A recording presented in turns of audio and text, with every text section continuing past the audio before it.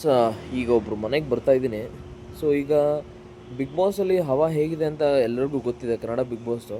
ನೋಡೋಣ ಈ ಸಲ ಯಾರು ಗೆಲ್ಲಬೇಕು ಅನ್ನೋದು ಇವ್ರ ಅಭಿಪ್ರಾಯ ಏನಿದೆ ಅಂತ ತಿಳ್ಕೋಣ. ಬನ್ನಿ ಫ್ರೆಂಡ್ಸ್.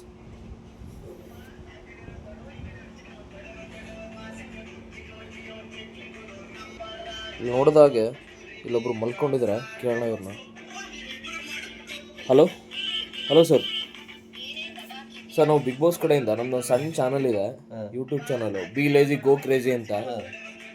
ಸೊ ನೀವು ಬಿಗ್ ಬಾಸ್ ನೋಡ್ತೀರಲ್ವಾ? ನೋಡ್ತೀವಿ. ಈ ಸಲ ಯಾರು ಗೆಲ್ಬೇಕು ಹೇಳಿ ನಿಮಗೆ?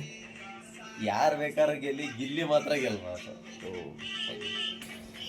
ನೋಡಿದ್ರಲ್ಲ, ಇಂಥ ಸಾವಿರಾರು ಜನಗಳು ಗಿಲ್ಲಿ ಗೆಲ್ಲಬಾರ್ದು ಅಂತಲೇ ಇದ್ದಾರೆ.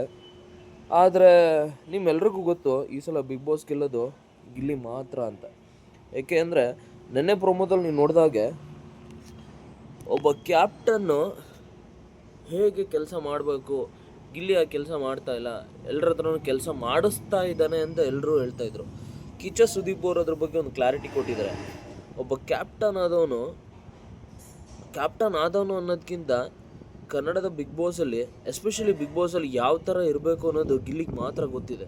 ಏಕೆಂದರೆ ಕಳೆದ 11 ಸೀಸನ್ ಕೂಡ ಗಿಲ್ಲಿ ನೀಟಾಗಿ ನೋಡಿದ್ದಾನೆ. ಅವನ ಫೇವ್ರೆಟ್ ಕ್ಯಾಂಡಿಡೇಟು ಪ್ರಥಮ್ ಮತ್ತು ಹನುಮಂತು. ಗೊತ್ತಲ್ಲ ಅವರಿಬ್ಬರು ಎಂಥ ನಕ್ರ ಮಾಡಿದ್ದಾರೆ, ಎಂಥ ಸಖತ್ತಾಗಿ ಸ್ಟ್ರಾಟಜಿಲಿ ಆಡಿದ್ದಾರೆ ಅಂತ. ಗಿಲ್ಲಿ ಯಾರಿಗೂ ಕೂಡ ಕೆಲಸ ಮಾಡಿ ಅಂತ ಹೇಳ್ತಿಲ್ಲ, ಬಟ್ ಎಲ್ಲರೂ ಕೂಡ ಕೆಲಸ ಮಾಡಿದ್ದಾರೆ. ಅದೇ ಬೇರೆಯವ್ರ ಕ್ಯಾಪ್ಟನ್ಶಿಪ್ಪಲ್ಲಿ ಗಿಲ್ಲಿ ಯಾವ ಕೆಲಸನೂ ಕೂಡ ಮಾಡಿಲ್ಲ. ಕಪ್ಪಿ ಥರ ಆಡಿದ್ದಾನೆ, ಲೇಜಿ ಥರ ಮಲ್ಕೊಂಡಿದ್ದಾನೆ, ಸುಮ್ಮನೆ ಏನು ಮಾಡ್ದಲ್ಲೇ ಸುಮ್ಮನೆ ಆರಾಮಾಗಿ ಸೋಂಬೇರಿ ಥರ ಇದ್ದಾನೆ ಅಂತ ಅಂತಿದ್ರು.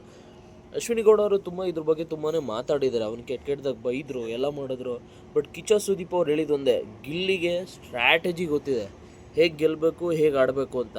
ಸೊ ಈಗ ನೀವು ಹೇಳಿ, ಬಿಗ್ ಬಾಸ್ ಕಪ್ನ ಎತ್ಕೊಂಡೋಗೋನು ಗಿಲ್ಲಿನ, ಅಶ್ವಿನಿನ, ರಘುನ, ಧನುಷ, ಕಾವ್ಯನ, ರಾಶಿಕನ, ರಕ್ಷಿತನ, ಅಥವಾ ನೀವು ನೋಡೋ ನಾವುಗಳ?